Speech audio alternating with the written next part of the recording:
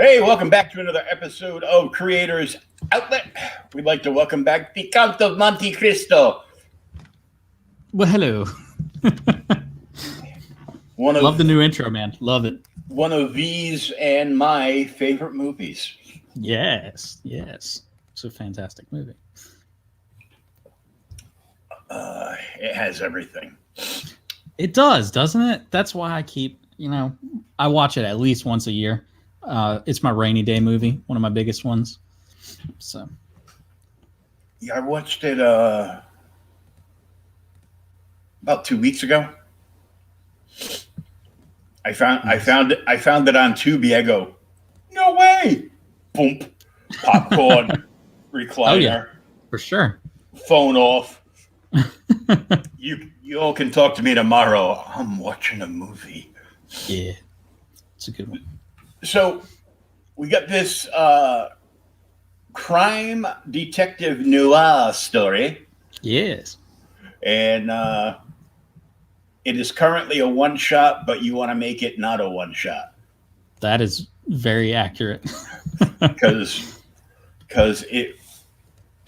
these are fun to do. Yeah. I mean, isn't every number one a one-shot if it doesn't go well? Yeah. Mm-hmm. Yeah. Is it a one shot? Well, we'll find out after the third quarter sales come around. Yeah, pretty much. I mean, the plan for it is only to be a 4-issue miniseries anyway, which of course is enough to put into a trade. So that's the plan. I mean, we're fine right now. I mean, we've already hit enough that we would go ahead with a second project. So. Yeah. Let's grab this up because we have to show people how to do a proper trailer here.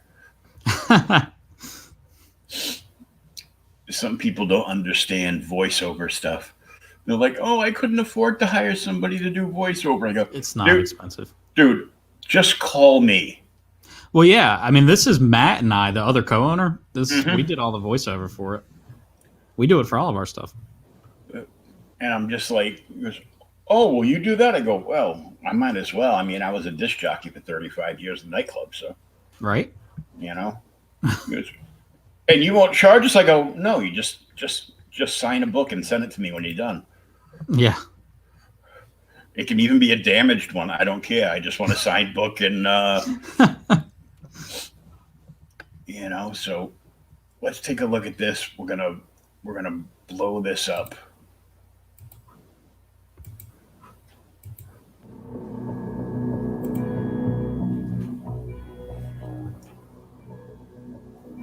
How long have you been not you? About the last 6 months. I lied. I don't even really know why. Habit, I guess.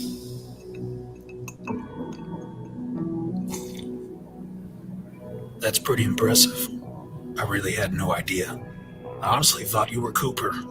It's really been a little over a year. I did think it was peculiar that you wouldn't have a drink at the Christmas party. Clear mind. Focus on the job. I wanted to make sure I was paying attention. Tell me, what did you find? The trafficking, the murders, the inner circle, all of it. Then there's the heart condition. That's a new, aggravating development. I see. I guess it was only a matter of time. I was never that good at the whole secure files thing. Technology has always been a bit of a crux, if I'm being honest. Before we finish up here, can you show me who you really are? I suppose it doesn't matter at this point. Ha! I should suppose not. Honestly, it was just the thing I needed to jolt me into turning to my 2-week notice. I let this go on long enough. Maybe a part of me is hung up on nostalgia, a realization that this is the only adult life I've known. Honestly, I wouldn't change a thing. The money, the women, and the life it got me. Well, ain't that some...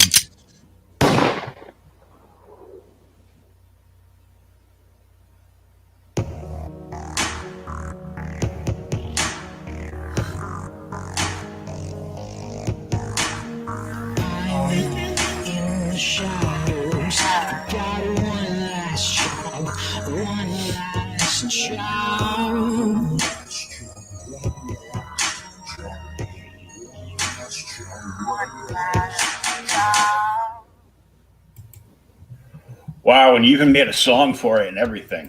Freaking right, I did. I'm like, what the hell? That is how you make a trailer. Thank you, sir. I appreciate it. My only criticism of it was, wow, that's one loud ass silencer. Right? Must have blown the Silencers barrel. don't do that good of a job. It's more of a thought that counts. Yeah, it's like putting a silencer on just to have a longer barrel so you can actually hit the target, hopefully. It just looks cooler. Okay. Yeah, I mean, it would have been a lot less impactful if it was a... Yeah. It's like... I'm like, pea shooter. Yeah. Mm-hmm. It sounds better with the boom. Yeah. So, this is how you make a trailer, people. And I know this because while this was playing full screen, we had about 5 people come onto the feed. they probably thought we were running like, you know, a movie, some cool anime stuff or something. And we were, but we were running a short version of the cool anime stuff. So you sign up on this Kickstarter. Right. And the Kickstarter link is actually at the very top of the chat. That's where it's at, people. And that's where it's at. Yeah. So you only had a light goal on this one. You had like $1,000, and you're at 1,696, and you've got 69 backers. 69, dude. With 21 days to go. Yeah. It's one of those things for us that I like to say you never realize how your audience is growing until you launch a new project. Because I'm pretty sure the last time I was on your show, it was for Tilt 3. And you only had 77, I think, by the end of that campaign. And you know, that last little bit was still kind of pushing. But, you know, we launched this, and day one we had 52, I think, and we had already funded. So for us, that's huge. And of course, you know, you see all the creators, they do light years better than this. But for us, like, this is a huge step up for us. Yeah. And I'm like, and if you haven't read Tilt, you need to contact these guys and get it free, man. Issue 1 is free. Issue 1 is free, so you can check it out. And it's a fun, very different superhero kind of comic. And and I never intended that. Like, in the back of my mind, it was never really a driving reason to why I wrote Tilt. But I've realized that it's found its legs, and that people read Tilt 1 and like it that don't even like superhero stuff. So I'm okay with that. Yeah, because it's got so many different aspects and tropes going on. Oh yeah. And I think that's why it connects with people, though, is because it plays off of the stupidity of a lot of superhero stuff. It's that, and you have to try damn hard to find something to watch on TV that isn't related to a comic book. Yeah. Yeah. Somehow. Yeah, absolutely. You know, I remember, the only thing I had as a kid, and like I had to get up really early so I could watch, Adam West and Burt Ward, before I went to school. Right. And then be late if Scooby-Doo that was coming on afterwards was one of the Scooby-Doo movies with Batman in it. then I was going to be like an hour or so late for school. It happens. That was a little bit before my time. Mine was mostly just I had the good time as a kid though, because that's when Batman animated series and Batman Beyond and all that kind of stuff came out. So that I had a good childhood with comic book stuff. Yeah, I think I had just graduated and I had taken like a couple of college courses when the animated series came out. But I was working at my LCS too, so like every day when that would come on, it'd be like, watch some jerk come in and want to ask questions about a comic. Don't they know Batman's on? What's wrong with you? So it was, it was a good time. And, I was digging through some boxes, unpacking stuff, and I came across a couple of like old Batman animated toys. And yeah, I found, I have one in my room. It was around that time that they just took Batman and made all kinds of stupid stuff that you never even saw in the series. And I have like an orange and black Batman, like a bright radiating orange.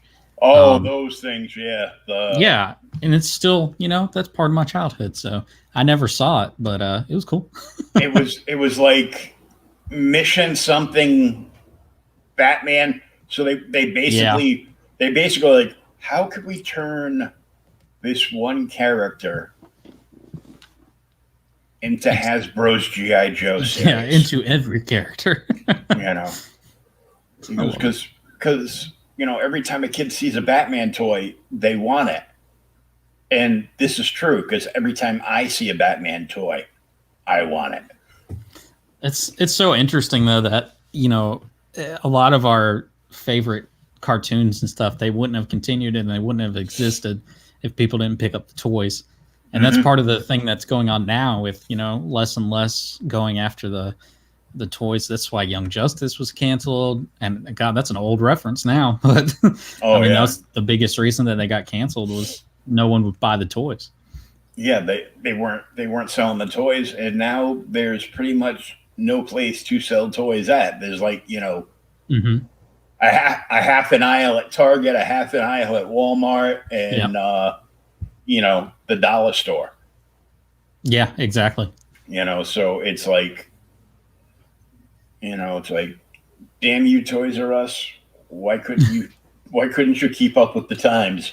That's right. Just a little updating, and they could have been fine.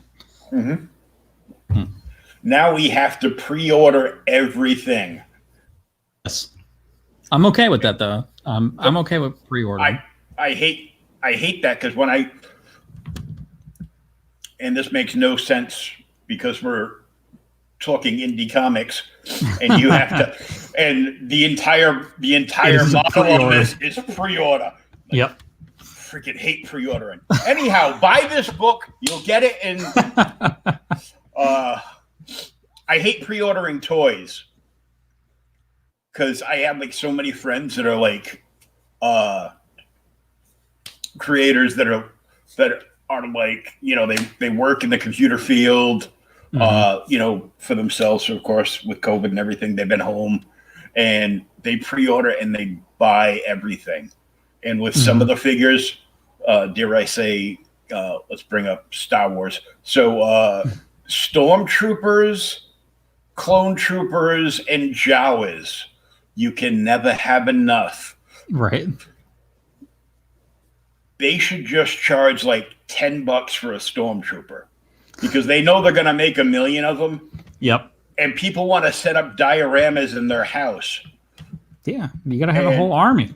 And you only need like one of each of like the good guys, in the costume that they appeared in that scene, and and go forward from there. I'm like, oh, but I was excited because, as you so graciously pointed out, I am much older than now.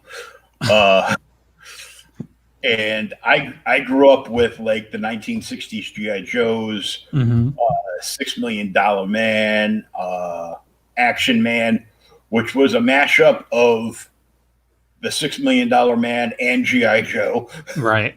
It was like just like a really cheap one. It's like, we're gonna give him the bionic eye.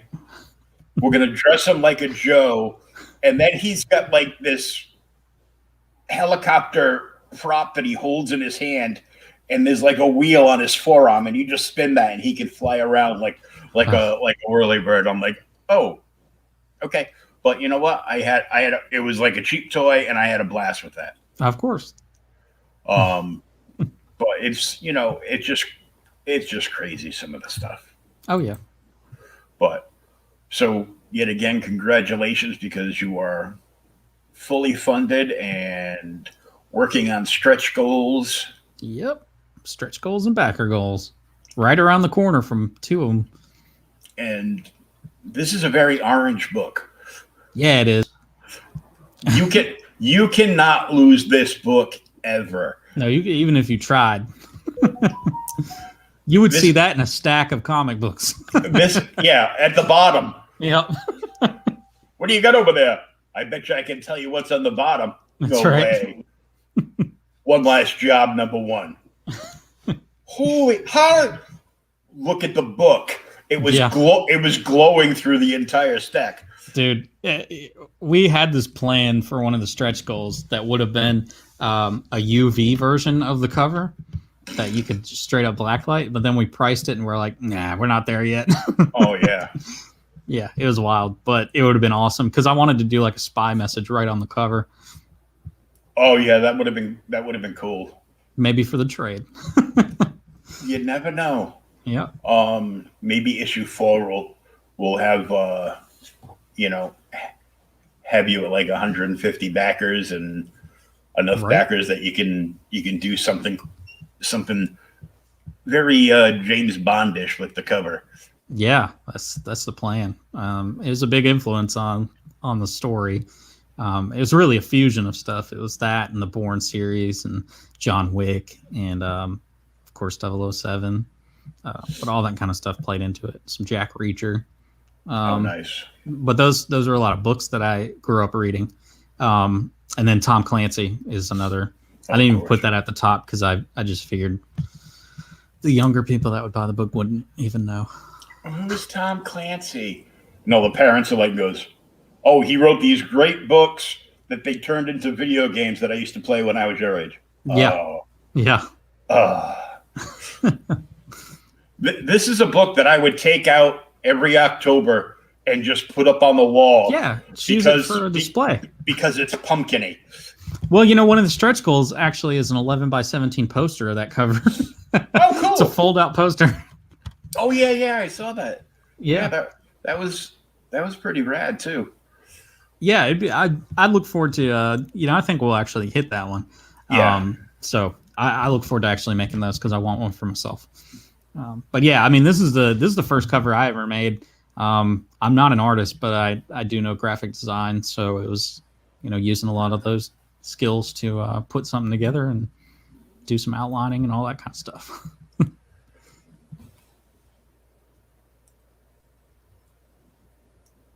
And the interior art's good. So who we have on interiors now? Because you did the cover. Yeah, that's Daniel Gimino. He's an artist from Spain.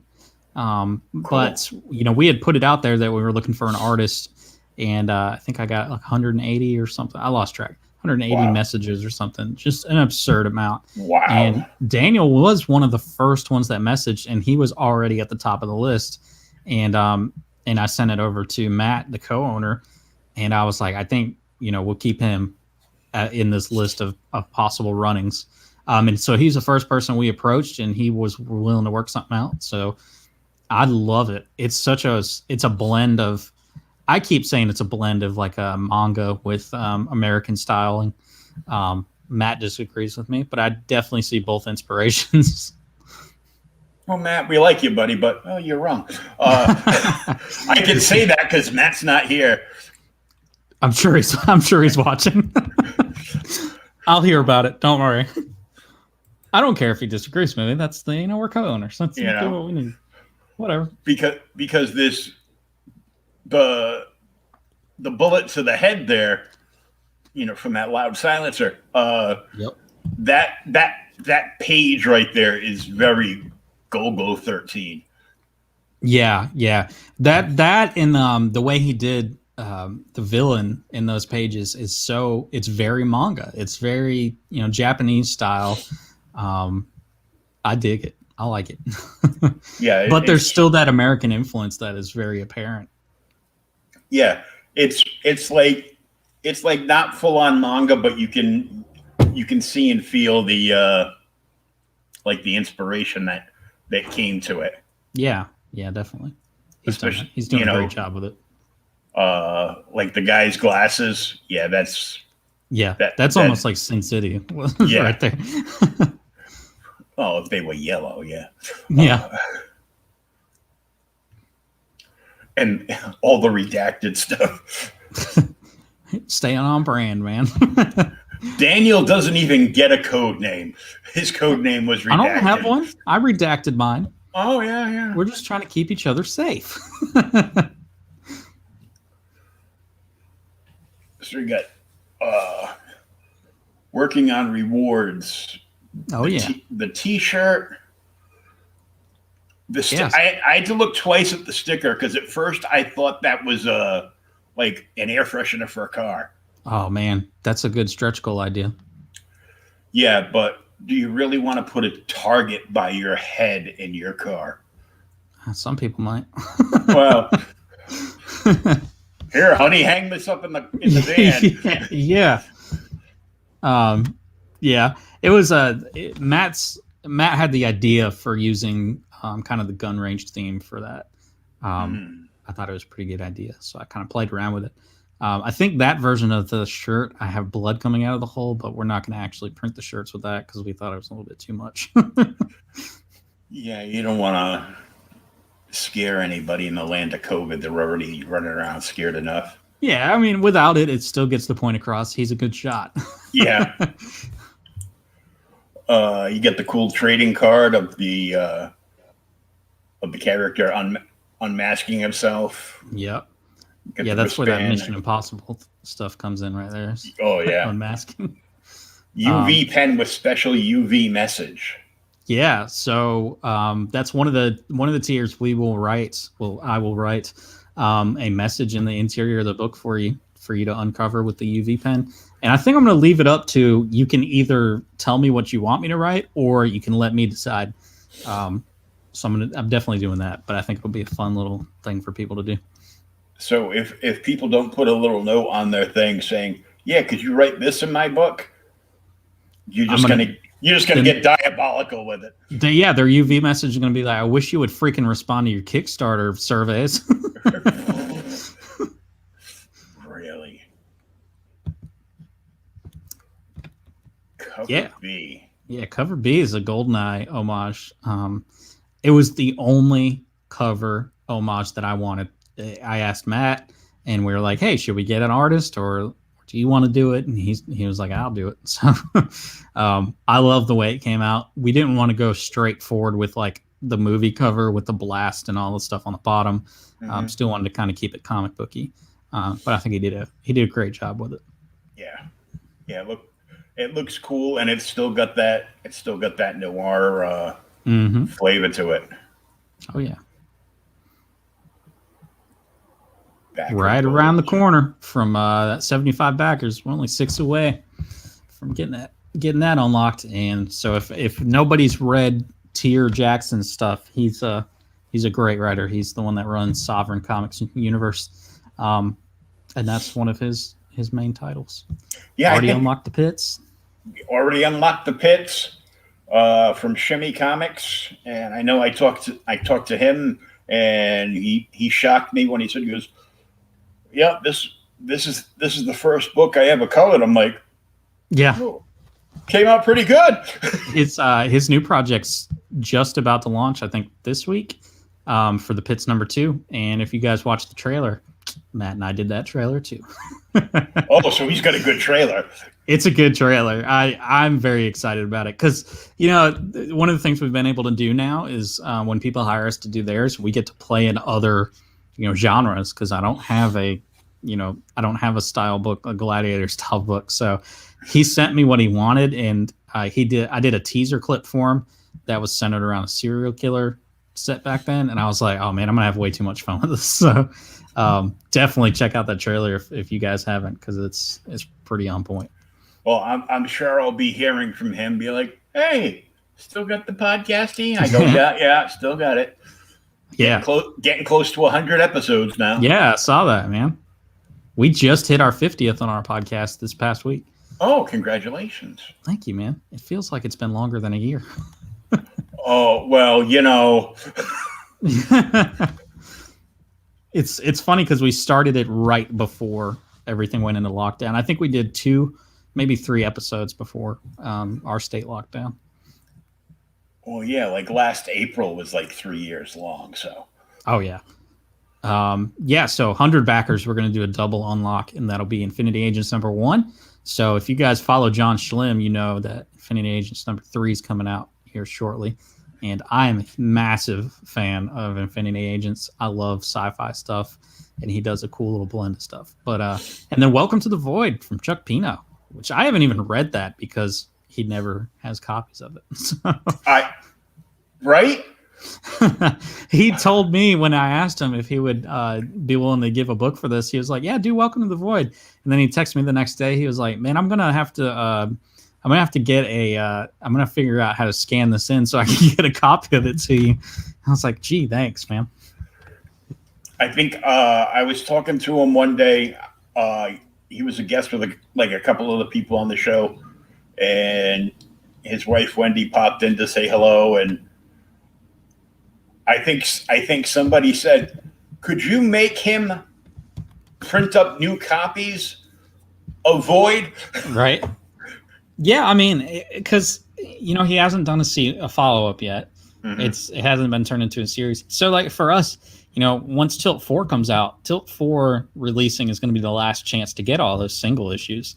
Because once they're sold, we're not going to reprint those. It's not worth it for us. And then we'll just move forward with the trade. So for him, this is his book, man. He needs to get some more copies. Yeah, at least get me a good digital version that I can use. Yeah, really. And I'm not like a huge digital fan, but I get so much like, you know, stuff from, you know, all the different creators that come on the show. Yeah. All the publishers that I'm in touch with, you know, because of Reiki Tree and everything. And yeah, I finally... it feels like I blew my entire stimulus check like on a tablet and couldn't even afford to get like a case and a screen protector for it. Nah, you gotta get the tablet and fill it with digital comics, man. But I keep telling people, like, digital, the advantage of it is it lets you, if you don't know the creator or you don't know the writer, it gives you a chance to at least look at their stuff. And especially with, you know, like with us, if you guys don't know me, don't know if you like me, well, go download Tilt for free. And if you like it, then hey, we have issues 2 and 3. If you don't like it, guess what? There's a delete button. So yeah, and they have much more than just one series. So yeah, absolutely. You know. But yeah, I'm looking forward to getting that. Getting all those unlocked. We're really getting really close to that, and we're getting close to the that first stretch goal, which I wanted to show off a little bit of Daniel's art and get a stretch goal with his bookmark with just some panels on it. Yeah, that's cool. Yeah, I mean, you know, something basic for a kind of introductory stretch goal, and then we can start having more fun after that. It's basic, but it's cool because you turned around and you just took multiple comic panels. You shot that page just right. Yep. So it's got like multiple panels and artwork wrapping all around it. Yeah, I mean, he's a fantastic artist. I want to show it off. That one's gonna be a lot of fun. I really hope we at least unlock that one because I'm gonna have way too much fun writing coded messages. Because everybody that's gonna get this is already gonna be getting the pen. Exactly. So there might be double messages. Like I'll write one in pen, and then underneath it there'll be one in UV. But I was already been looking like, what kind of postcards do I want to order? Do I want to order flat ones, or then I was like, oh, let me do some like actual places and order their postcards and then send those to random people. So I'm gonna have fun with it. That'll be funny. And here's the fold-out poster. Yep, a fold-out poster, and I will sign it. This is my first cover, so it's a big deal for me. And I didn't even intend for this to be the cover, honestly. I just, when I start writing a new project, I make myself something that, that kind of gets me jazzed up about the project. Mm-hmm. And I made this, and then I'd posted it one day, and we just noticed a lot of people started commenting and stuff, and so we kind of just went with it. It's an eye grabber. Yeah, it's. So will this be inside the book? So it'll probably ship with the book. I know what you're referring to is like the 90s X-Men did it a lot. I wish I could, but I don't trust myself enough. I'm glad you can't, because then I would never be able to take the poster out and hang it on my wall. I'm like, exactly. Nope. Yeah, I have one that I had framed that I took out of a 90s X-Men book, and I was like, probably should have just left it. I learned my lesson from those Marvel value stamps. Oh, yeah, right? And the Spider-Man tattoos. Yes, yeah. Yeah, so 3,000 embossed main cover. This will be our first embossed cover, but just how cool would all that black in that cover look embossed? That's a big win for us. And we haven't revealed what the 3500 is, and people probably think it's because we don't have one in mind, but we have a very specific thing that we didn't want to put up in case we don't hit it. But 35, basically, what I can say is that it will completely change the value that you're going to get out of the book, and it'll be something super collectible and really dope. It's a gun. No, I'm just kidding. Everyone gets a silencer. Come on, Mom and Dad. Why not? like all those parents back when Transformers Generation 1 came out. Mm-hmm. And every kid wanted Megatron because he turned into a gun. Right. And 98% of them, you are not getting a gun. No. You're not getting something that can fold up into your pocket and then unfold into a gun. My dad wouldn't even let me keep a slingshot in the house. I bought one day and didn't ask him. He took it, kept it, probably used it. Never saw it again. Never saw it again. Oh. Yep. Yeah, I always so this is my new thing, is closing out our Kickstarter campaign pages with this whole, it's one thing to learn about the company, but I really am trying to drive that ideology behind why it's important to support small press public, because Chuck always comes up every time I do anything. Chuck's somehow involved, even if he's not actually involved. His name comes up. It's just, he's unavoidable. He's inevitable. It's another up Chuck. Yeah, exactly. But yeah, so I try to drive home the point of small press publishing. It's different than saying that you're an indie comic creator. It's kind of like the whole rectangle square debate. But small press publishing, it's more than just me making a comic. Sure, I'm making the comic, I'm a writer on it, but our actual company is focused around publishing, and we hope to hire some people to buy their books and publish them for them and help them get out there when we're at the point that we can justify it. But yeah, there is a difference, and it all involves money. Isn't that always the way? Mm-hmm. That's just terrible. So, what do you guys have on the burner for when this issue wraps? Tilt 4. Tilt the end 4. The end of the first story arc for Tilt. So if you like our trailers, one of the things we're doing before Tilt 4 drops is we're going to put out the motion comic. And so it's kind of like the trailer for this, but there's a little bit more motion to it, and we actually have a voiceover cast.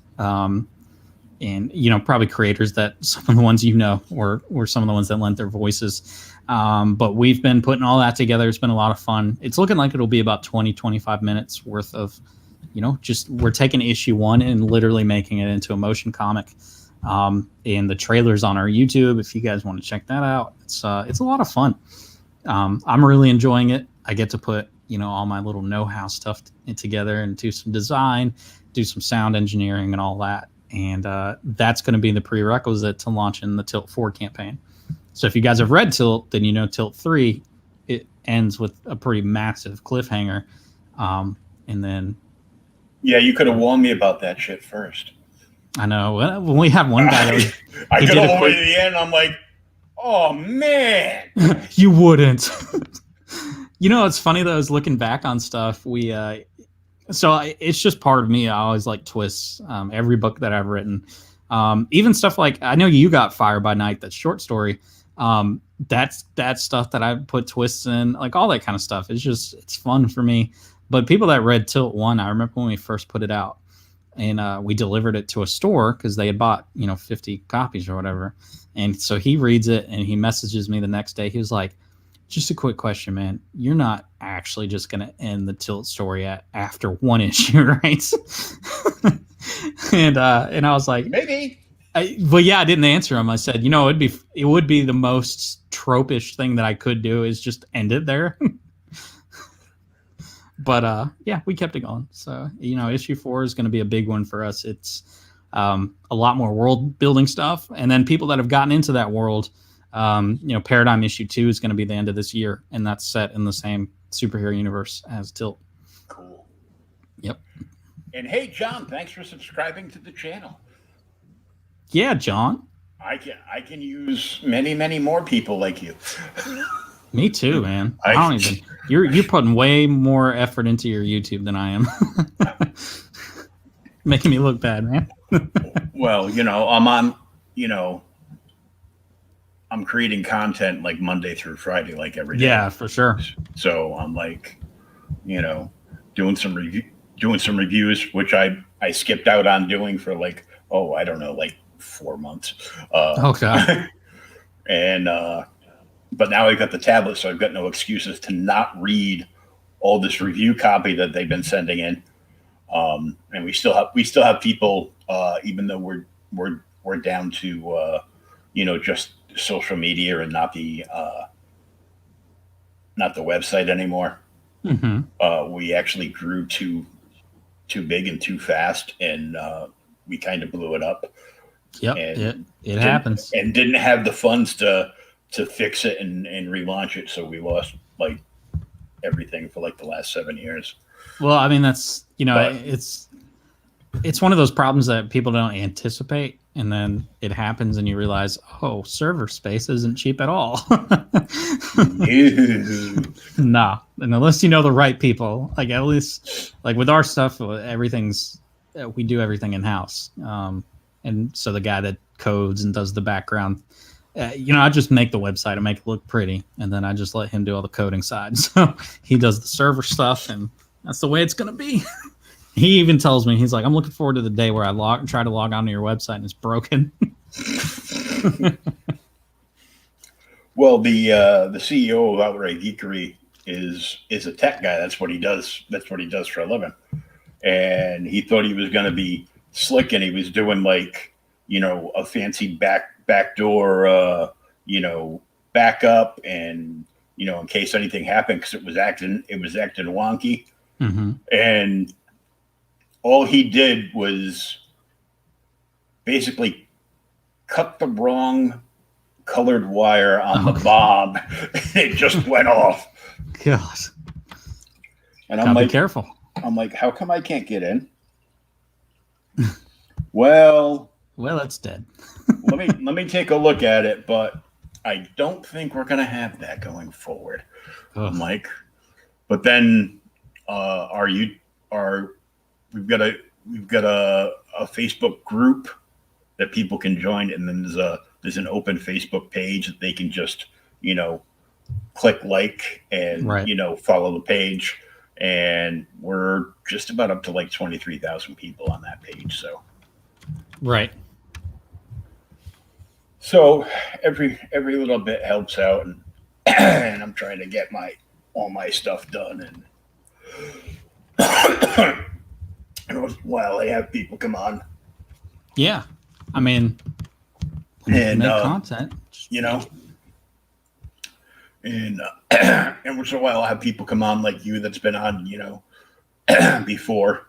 Chuck, who's been on like a dozen times, and they'll just turn to me and be like, "So, when you're writing a book?" I don't know why everyone has to write a book. I feel like this gets brought up a lot on other shows. I don't get to go on a lot of other shows because something that I've noticed is that when you are the host of a show, a lot of other shows don't want you on their show. So I guess I get it from one point of view, but I couldn't really care less. I'm not trying to hijack anybody's stuff. But every time I go on another person's show, at some point that comes up. It's like, oh, everybody keeps asking me when I'm going to do a book. And I'm just like, why does everyone have to do a comic book? If you don't want to, I mean... Well, I could write a book, but then when you proofread it, I'd have to kill you afterwards. But that's what I'm saying too. It's like, I don't understand why it's like you have to, just because you enjoy comics and you enjoy reviewing or interviewing creators, that doesn't automatically mean that you are responsible for making a comic book. I think if it's something you want to do, then heck yeah, do it. Yeah, because the talking stuff has come natural since, the age of 3. So, I'm fine with that, but, all that stuff that like you guys do, that's work. Yeah, it is. But I still love it. Look, I went through a big ordeal with the coma and dying and it's right. Over a dozen different surgeries, most of which I don't remember because I was in a coma. That's probably for the best. Yeah. And then, I keep having like relapses of certain infections, and right. My friends will be like, "You're in the hospital again." I go, "Are you really sick this time, or did you just want some pretty nurses to give you sponge baths again?" Go, well, a little yes from and column yes. A, a little from column B. Yeah. I mean, while I'm here, while I'm here, and then you have, a nurse come in that looks like Bracker from the coach from Porky's there. I didn't even have to finish that sentence. Yeah.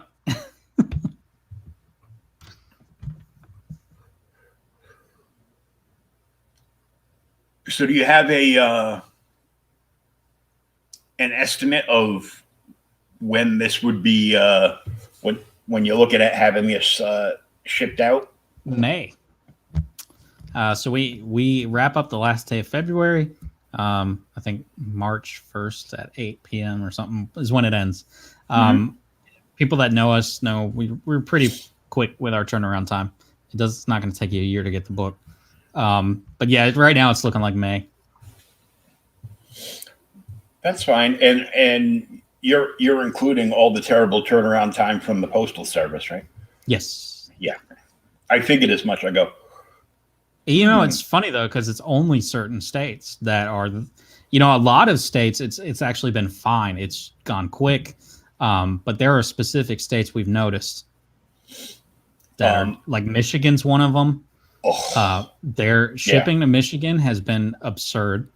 Stuff gets to LA like weeks before it gets to Michigan. For some reason, it gets hung up. Same with West Virginia. It'll get hung up at a post office somewhere, and they'll end up getting it, 1 or 2 weeks after everybody else gets it. Oh yeah, Massachusetts is the same way. Right. It's like, even postal workers that aren't sick with COVID, well, they're still calling in and saying that they're sick with COVID. Something's happening. Like I said, it's just I want to get paid they want to get paid for a couple of weeks off, and it's like, oh, you have COVID. But that's why it's gotten a little bit better now, is because that they ended that. Yeah, well, it didn't help with the whole mailing in ballots for the election. Yeah. You know, kind of like throw a monkey wrench in.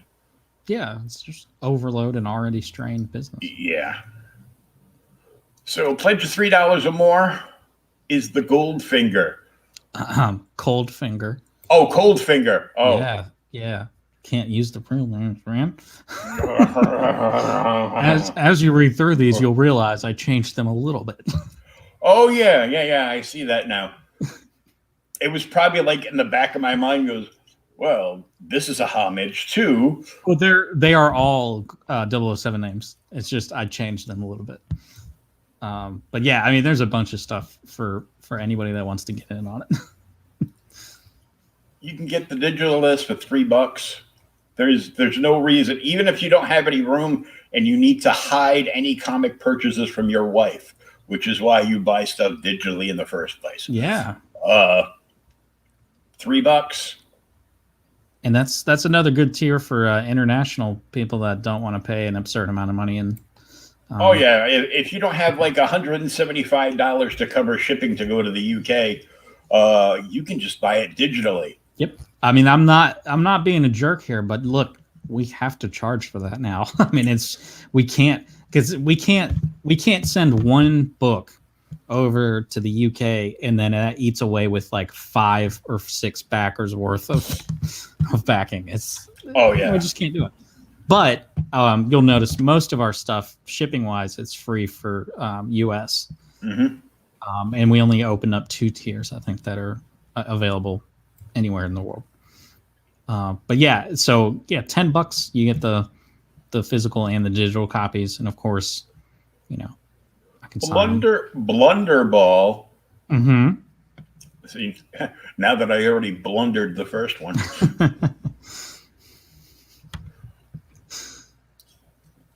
Live and let dry. No ticky, no shirty. That's right. So that's a good one for if you want the air freshener. I mean the sticker. Then you can get that in there, and plus if you guys missed out on Welcome to Everville, then you can get a digital copy of that and see what all the fuss is about. That because that was a sleeper hit for us. We didn't realize people would like it as much as they did. Oh, cool. Yeah, we'll take it. The world is never not enough. Well, truer words were never said because we've only got one place. That's right. So yeah, that's the main cover, and then Matt's homage cover, and then the same stuff as the other one. So if you like both those covers, that's your best bet for that one. We do have a couple of different retailer packs. We actually asked retailers that we're friends with what they wanted, and everyone was just like, yeah, well, if you're going to do one, then do either just copies of the book or do the one that I came up with that we'll get to a little bit later, which is the best option for retailers. It's my favorite one. Octofussy. All right. It's the one with the virgins. Exactly. So Virgin Variant cover A, and you get the trading card with that one and the digital Welcome to Everville digital book and the sticker.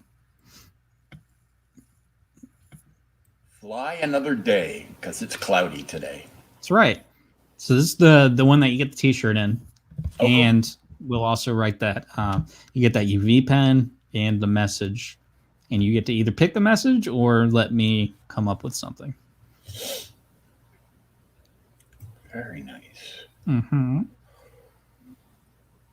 Yeah, so this is the retailer pack that I talked to a couple of different shops, and some of these shops they won't buy the tiers. They'll just send the money back channel or whatever, like they'll back and then just put the amount in and then message us later and be like, and I'm just like, no, put the tier because we want it to look like multiple people have bought it. But yeah, so we have a couple of different shops that have done this one. This is a new thing that I am requiring, is that shops are able to provide proof of business ownership. That's because people have been reselling some of our stuff that have bought multiples of it, and that's not cool.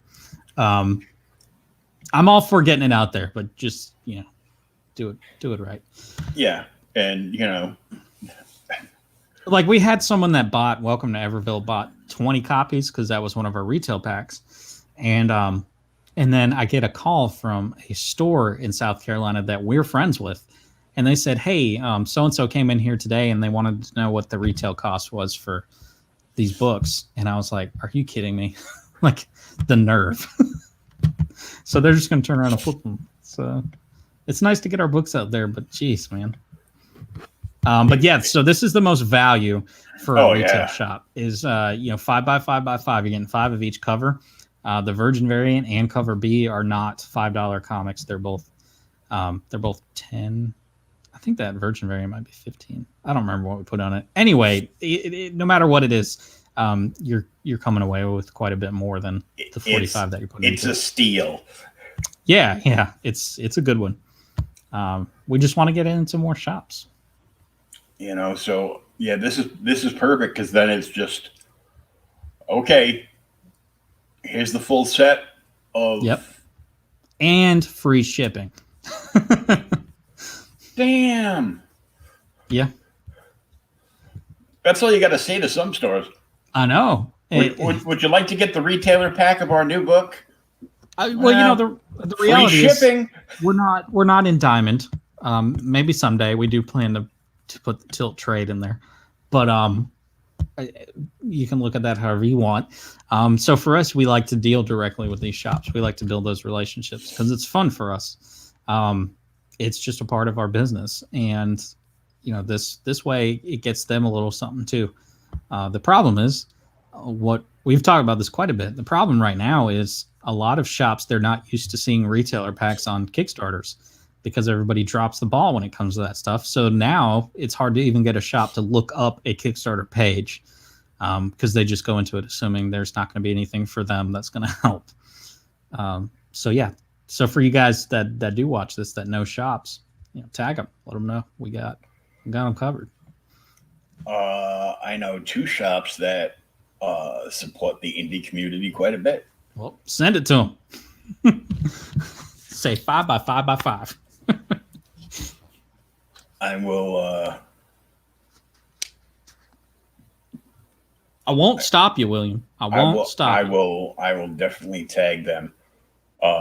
You probably already know them, but I know one is Danny Morales works at the Collective down in Florida. Yeah, I know of them. I just don't. I live in North Carolina, so like our shops here, there are 1 or 2 that are truly indie friendly, and then the big shops that everybody knows, they couldn't care less about anybody. Yeah, which is why they're the big shops. Well, that's what makes it difficult is we do have retail friends. We're always looking to build that as well. And so far, everybody that's dealt with us likes us because, my name's the Count of Monte Cristo, so what's not to like? Yeah, it's like, well, I better buy his books, otherwise he's going to do something wild to me. And the other store I know of, it's part of the Comic Book Shopping Network, is a store owned by Jen King, and that's in Texas. Oh, yeah. And that is Space Cadets. And they've got Rog Mohan had his stuff in there. They had they bought multiple copies of every single cover he released. Oh, nice. They did the same thing for Luke Stone's Voodoo Nation. Mm-hmm. See, these are William. What are you waiting for, man? Let them know. And hey, you've read some of my stuff too, so you can be like, hey. Well, you can tell them how you really feel. We're live right now, so you get at least sound you like you like my stuff. Yeah. Take a look at it. Yeah, buy it or don't. Yeah, or whatever. It's good. It is good stuff. I appreciate it. It is interesting though because it's trying to get in and talk with shops and they want to try your stuff and they don't know me. Nobody knows me. I would rather people. I think I said it last time I was on here. I'd rather be people be familiar with the name Catalyst Comics than my personal name. But, you know, the more we keep putting stuff out, the more people have talked about it. So I feel like I might have to come out of the shadows at some point. Yeah, well, you know. Oh, are you the guys that make the cool trailers? Yep. Yeah. See, I don't even put the little branding on other people's trailers that we make, but I assume at some point they're going to be like, this sounds like the same voice from one of the other ones. Yeah, really. But I mean, right here, $45 for 5 full sets of number 1. You can't beat that for a retail. Main cover, homage cover, and virgin variant. So, and you decide signed or unsigned. I mean, I know a lot of shops don't want them signed, so I won't put my pen on them. You know, it's like, here you go. No time for pie. Oh, I don't like this one already. I know, right? Like pie. Talk about depressing. Yeah, so this is the big one. This gives you all the covers plus the ash can. In that ash can, of course, it's going to be limited because we're only putting it out with the campaign, and there's like 1 or 2 shops that want some copies. And then we're also gonna. So one of the things that we normally were able to do is have you drawn into, you know, the next issue of other books. Mm-hmm. With this book being such a different art style and a different story style as well, we wanted to figure out a way that we could create some value for a customer that wanted to spend that amount. And so what we came up with was, you know, we'll get your name in there, but we'll code name you. So we get to have a little fun with that. And then I was like, what else can I do? And so I'm going to give people horrible writer sketches because I'm not an artist. I can do stick figures really well. But what I promise you is if you get that tier and you pick the character, I will honestly try my hardest to draw it as well as I am capable of doing. Man, that sketch is going to look like something that came out of Jeff Lemire's sketchbook. It's I noticed the first time I ever saw it was at a con. It was a writer that was bored at his table, and he was just offering people sketches of whatever character they wanted, and they were bad. And I was like, man, people are paying like $1 or $2 for this stuff, just like on a napkin or a piece of paper or whatever. And I was like, I'm going to use that someday. So this is the first time that I've ever offered to do this, and it'll probably be the last time, but it should be fun. And then, of course, you're going to get the T-shirt and all the other stuff that came in the other tier.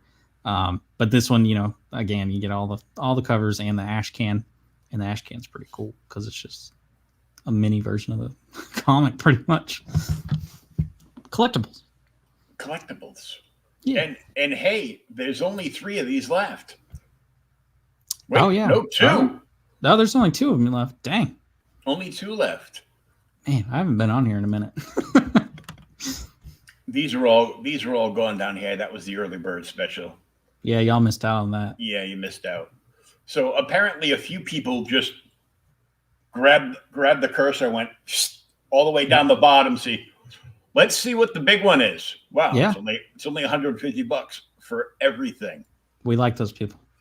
And well, he did a nice job on the cover. Not realizing it's, you know, photo manipulation. Oh, for sure. For sure.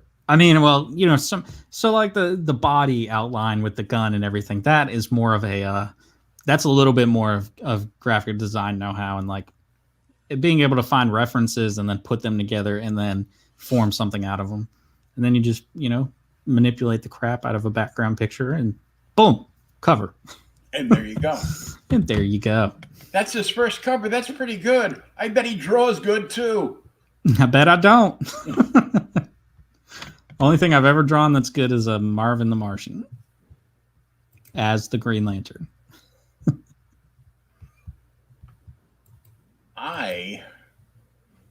What did I used to be able to draw? I used to be able to draw Andy Cap. Because I realized when I was a kid, if I just put my thumb like this and traced around it, that was Andy Cap. Oh, yeah. I mean, that works. And I made before I really got into the writing stuff, people wanted me to have a table at like local shops and stuff. And so I would do a lot of graphic design nerd stuff. And so I have a lot of space stuff because I'm pretty decent with the space scene graphic design. And then the other thing I did that sold really well was the Wolverine. Basically, I took a picture of my hand in a glove and then changed all the colors and the texture. And then I put 2 of the blades coming out and the middle one shattering. So it's like a mix between. This is of course when when Logan came out. So that kind of in between X-23 and Logan. Yeah, so it was a very popular piece at the time. Yeah, it went really well. So we have all this. We have stuff coming out on the back burner. Yeah. We have all kinds of stuff. A very cool trailer. There it is, right there. Coming soon. And it's true. It is. May. Because, now you got to do my favorite thing and pre-order. And 20 days to go, 69 backers already, $16.96. Get on there, find a tier you like. If you've never gotten anything from Aaron and Catalyst Comics before, you can just toss in, $3 for the PDF. Check it out. If you like it, they got a library full of stuff, and you can always, after you read the PDF, you could always increase. You can always increase your. Yeah, you could turn around and buy it. Yeah, you can. You can increase your stuff and get the physical copy, and some other stuff. Plus, if you get a physical copy, then you're gonna start getting those 4 different digital comics from 4 different creators. So you get like all kinds of cool stuff. Yeah, I mean, it's again, if you've never read our stuff, then hey, go to our website and download Tilt issue 1. Mm-hmm. If you like it, I'm the writer and I wrote this. So if you like it, then hey, boom. It's going to have the same kind of tone with like sarcasm, but I will say that this is a much more brutal story than anything I've written before. I literally went into an entire John Wick style gunplay scene just because I was writing it and I was like, I want to change the way that this scene plays out. And I ended up writing the most brutal stuff that I've ever written. But I mean, it's going to be gorgeous. He was working out some of the issues that his psychiatrist told me he needed to work on. Yeah, like get that out of the system. But anything that I write, I don't write just because it's kicks and giggles for me. I write because I'm actually passionate about it. And, anything that I do write, it's a story that I actually want to tell. And so there's depth to it. There's, connections with the characters and yeah, so definitely it's something worth checking out. Yeah. So, definitely go check this out. 6 backers away from you guys getting another. That would be 3 digital copies, comics that you guys will get. I'm just saying. 6 backers. Yeah. 6 backers and an additional. Wait, isn't it 4 comics? So you'll get One Last Job digital. That just comes with every tier anyway. Oh, yeah. And then we've already unlocked the Pits #1, and we're right on the verge when we hit 75 backers of unlocking that Aono Stigmata. And then, if you guys do get the tier that has the Welcome to Everville digital, then boom, that's 4 books right there. Then if we hit 100, that'll unlock 2 more books. That's a lot of books. Yeah, you read the 2 digitals, not including One Last Job, and I was like already forging ahead to the to the 100 backer unlock. Yeah, the 100 backer unlock.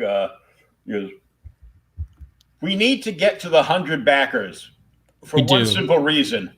We have to force Chuck Pano to scan in that damn book. So prove to us that book exists. No shit. That's the rumor I'm starting now, is that book's not even real. And I'm sure there's only one way to find out. I know, right? And I'm sure he's going to be on his podcast tonight. So I'm gonna like DM him and be like, "Look, Aaron We and need I were 100 talking. backers. Aaron and I were talking, and we don't think that comic that you made exists."